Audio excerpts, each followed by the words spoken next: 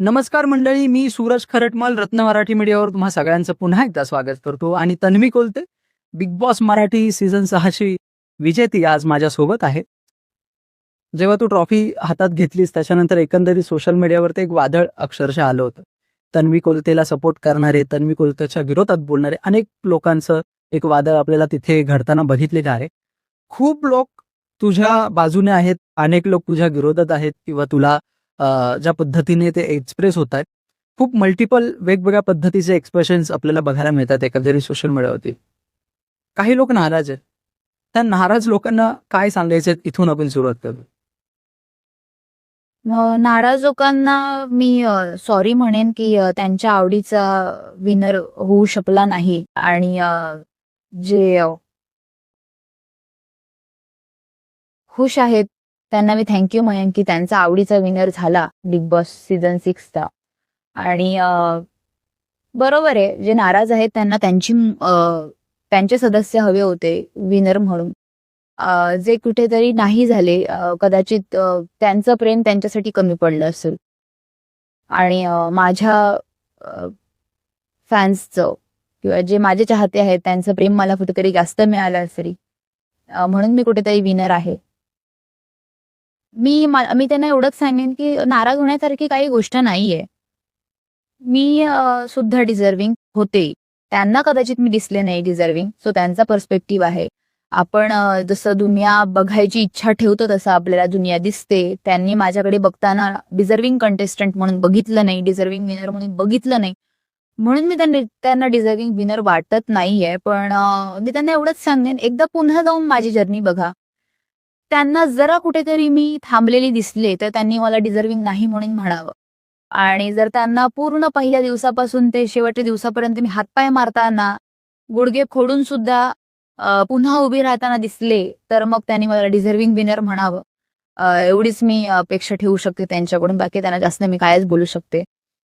Sorry म्हणेन फक्त, की त्यांचा विनर झाला नाहीये आणि खंत व्यक्त करेन. पण डेफिनेटली जो जिंकतो तोच राज्य करतो आणि तू आता सध्या राज्य करते एकंदरीत या इंडस्ट्रीवरती. कारण तुझी सुद्धा पहिली प्रतिक्रिया अशी होती की आता तन्वी कोलते, फक्त तन्वी कोलते नाही, आता तन्वी कोलते ब्रँड आहे. बिग बॉसचं ब्रँड अँबॅसिडर म्हणल्यानंतर काय साधारण वाटत असतं मनामध्ये? काय एन्जॉय करते गेले काही दिवस? काही तास आहे तास. काही तास मी फक्त माझ्या जर्नीबद्दलच बोलतेय.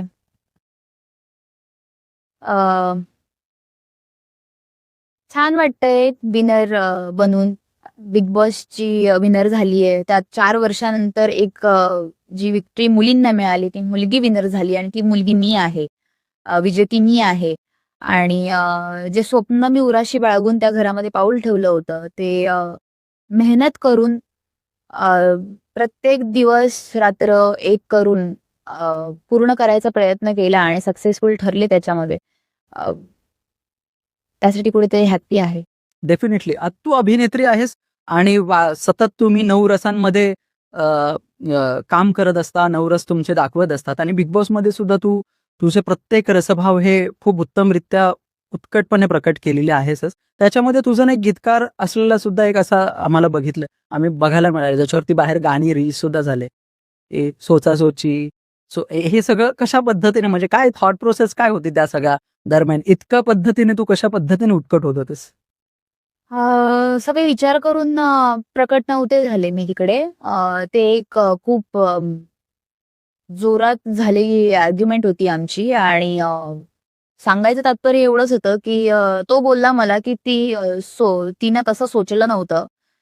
सोचल्यावरती माझा एवढंच रिप्लाय होता, ती जर सोचायला येतच नाही, तर मग कोंबडीसारखं बोचायला कशाला पाहिजे? तर बोलण्याचं माझं तात्पर्य एक वेगळं होतं आणि त्याच्यामध्ये मी ते ते यमक इतकं सुंदर जुळून आलं. त्याच्यामुळे वेगळं त्याचं एक बनून गेलं आणि जे की माझ्या फेवरमध्ये होतं. त्याच्यामध्ये मी सोशल मीडियावरती राज्य केलं असं म्हणायला जास्तच नाही. आणि काही का असे ना, तोंडातून काहीतरी निघून गेलं आणि त्याचा ट्रेंड बनून गेला.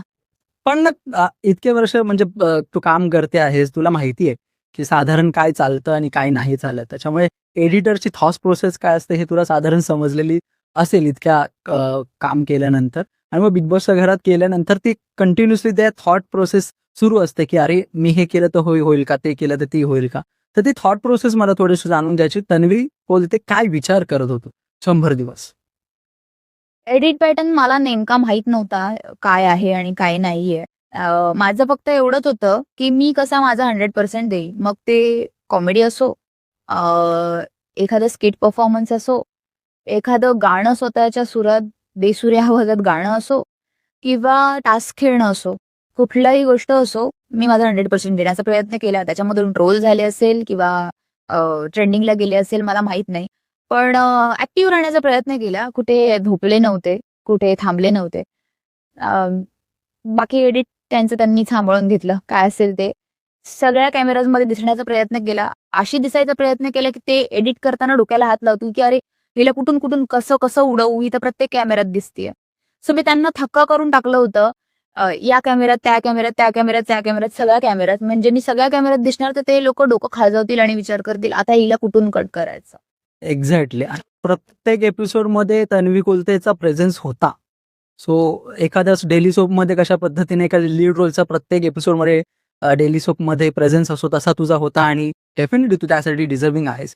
पुढे मला वळत असताना असं विचारायचं तुझं बिग बॉसच्या घरात जे कुठले सदस्य होते एकंदरीत सगळ्या सदस्यांसोबत एक वेगळ्या पद्धतीचं कनेक्शन होतं. कोणासोबत मैत्रीचं होतं, कोणासोबत वेगवेगळी नातं आणि सर्वात महत्त्वाचं एक नातं तुझं ज्याच्यासोबत झालं होतं ते म्हणजे प्रभू.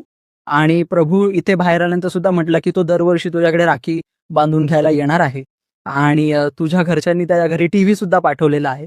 सो घराच्या बाहेर आल्यानंतर प्रभूची काय रिएक्शन आहे? कसं एकंदरीत काय तुम्ही बोललात? घराबाहेर आल्यानंतर आमचं अजून बोलणंच झालं नाहीये. कारण काल मी 4:30 वाजता जाऊन घरी पोहोचले. तेव्हा तो झोपलेला असेल. मी कॉन्टॅक्ट करायचा प्रयत्न केला. करू नाही शकले कारण तो झोपला असेल. पोहोचले नाही त्याच्यापर्यंत. मी सकाळी उठून डायरेक्ट इकडे आले. ती इथेच आहे अजून आणि अजून माझा प्रवास इथे या रूममध्येच चालू आहे सध्या. त्यामुळे कोणालाच कॉन्टॅक्ट नाही झालाय माझा. काल पण इतकी गडबड, धावपळ झाली, की कदाचित माझ्याच लोकांना असं वाटून गेलं असेल, की विनर झाल्यानंतर आम्हाला ओळख पण देत नाहीये. अ, हाक मारतोय तरी बघत नाहीये. पण सिच्युएशनच तशी होती, की आमचे सगळे जे ब्रँड्स कोलॅबमध्ये होते, ते सगळे हाक मारत होते. ते सगळे तिथे घेऊन जात होते बॅनर्सकडे वगैरे आणि त्यांना प्रायोरिटी देणं इम्पॉर्टंट होतं. कुठेतरी कोणासाठी तरी मिसिंग झालं असेल, मिस झालं असेल माझं जाणं. तर त्याच्यामध्ये एक वेगळा ॲटिट्यूड निर्माण झाला असा भ्रम होऊ शकतो. पण तसं काही नाहीये. वेळ देताच नाही आला मला कोणाला. भरभर सगळं झालं आणि मला व्हॅनिटीमध्ये ढकलण्यात आलं, की "बाई जा आता, व्हॅनिटीमध्ये जा." सो असं होतंय, की जिंकलीये. मनात खूप आहे, सगळ्यांना कॉन्टॅक्ट करायचं, सगळं करायचंय, पण माझ्याकडून होत नाहीये ते आता, पूर्ण वेळ बिझी असल्यामुळे. आणि आज फ्री झाले, की उद्या नक्की कॉन्टॅक्ट करेन आणि नक्की कळवेन काय आहे प्रतिसाद. डेफिनेटली. तुझ्या प्रवासाची सुरुवात साधारण ते खंत घेऊन झाली होती, की तुला पहिला कॅप्टन होता आलं नाही अच्छा, ओके. आणि आज तू ट्रॉफी घेऊन आलेली आहेस. आता ती खंत राहिली आहे का? नाही. मी एवढ्या प्रवासातून एवढंच शिकले, की आपण युनिव्हर्सकडे किंवा देवाकडे जे काही मागतो ते छोटं काहीतरी असतं आणि आपल्यासाठी युनिव्हर्स किंवा देवाने काहीतरी मोठं ठेवलेलं असतं. सो आपण जे मागतो ते कधी पूर्ण नाही झालं तर कधीच होप सोडायचे नाहीत. कारण आपल्या वाटेला काहीतरी मोठं येणार असतं. म्हणून ते छोटी गोष्ट गेलेली असते एवढंच मी लक्षात ठेवलं. नाहीतर पहिल्या कॅप्टन्सीमध्ये जर हरले असते तर 2 वेळा कॅप्टन बनले नसते आणि कदाचित तिकीट फिनाले पण नसतं हातात आणि विनर पण. मराठी बिग बॉस इथं तू ट्रॉफी हातात घेतली आहे, परंतु जाता-जाता राखीने असं म्हटलं होतं, की सलमान खान यांच्याकडे त्यांनी मागणी केली, की तुला हिंदी बिग बॉसमध्ये घ्यायला हवं. तुझी तयारी आहे का? आणि तिथली सुद्धा ट्रॉफी घेऊन यायचं आहे का? हो, नक्कीच. माझी आहे तयारी, की मी बिग बॉस हिंदीमध्ये सुद्धा जाईन आणि ते सुद्धा जिंकायचा प्रयत्न करेन आणि लवकरच जिंकून पण येईन. अ, आशा ठेवते, की ज्या मी गोष्टी मनाशी ठरवते अ, त्या पूर्ण करायचा प्रयत्न करते आणि I hope so me Hindi big बॉसमध्ये गेले तर ते सुद्धा पूर्ण करेन. डेफिनेटली. माझा शेवटचा प्रश्न असा आहे, की तू सुद्धा प्रतिक्रिया देताना असं म्हणलं, की तन्वी कुलतेचा एक पुनर्जन्म आहे किंवा एक स्वप्नपूर्ती तुझी झालेली आहे. या आधीचं जगण्याची व्याख्या एक वेगळी असेल. बिग बॉसची ट्रॉफी हातात घेतल्यानंतरची जगण्याची व्याख्या जर बदलली असेल, तर ती काय असेल? याआधीची तन्वी कुठेही मोकाटपणे जाऊ शकत होती. कुठल्याही गाड्यावर जाऊन खाऊ शकत होती. मित्रांमध्ये, मैत्रिणींमध्ये बसून गप्पा मारू शकत होती. आता जनतेने जे प्रेम दिलंय आणि हातामध्ये जी जबाबदारी दिली आहे आणि जो ब्रँड माझा नावाचा मोठा केलाय तो मला वरतीच न्यावा लागेल. जनतेच्या प्रतिसाद जो आलाय आणि जी जबाबदारी माझ्या हातात त्यांनी दिली आहे ती जबाबदारी मला खूप ताकदीनं पाळावी लागेल आणि त्यांच्या प्रेमाला जागं राहावं लागेल. ती जबाबदारी मी नक्की निश्चितच व्यवस्थितपणे हाताळेन आणि नाव कधी पाडू देणार नाही. ब्रँड नक्कीच मोठा करेन आणि जसं त्यांनी मला आता बिग बॉसमध्ये हिट केलं आहे, होप माझे नेक्स्ट प्रोजेक्ट जे असतील त्याच्यामध्ये मला ते हिटच करतील आणि त्यांच्याच हातात आहे. त्यांच्या प्रेमामुळेच मी हिट होईन असं मला वाटतं आणि त्याने त्याच प्रकारे मला प्रेम द्यावं ज्या प्रकारे त्यांनी मला बिग बॉस मराठीमध्ये प्रेम दिलं. निश्चितच. पण एक आहेच आहे की पुढचे जे काय तू प्रोजेक्ट्स करतील तिकडे जरी काल्पनिक त्या पात्राचं नाव असलं तरी नाव मात्र तन्वी कोलते हेच राहणार आहे. ही एक काळ्या दगडावरची रेघ आहे. खूप खूप शुभेच्छा तुला आणि हे खूप कमी लोकांच्या बाबतीत घडतं हे तू आता अनुभवतेस. खूप खूप शुभेच्छा आणि धन्यवाद रत्न मराठी मीडियासोबत गप्पा मारल्याबद्दल. Thank you so much. रत्न मराठी मीडियाला सबस्क्राईब करा, बेल आयकन बटन दाबा आणि ह्या व्हिडिओला नक्की लाईक करा आणि तुमच्या प्रतिक्रिया कॉमेंट बॉक्समध्ये नक्की कळवा.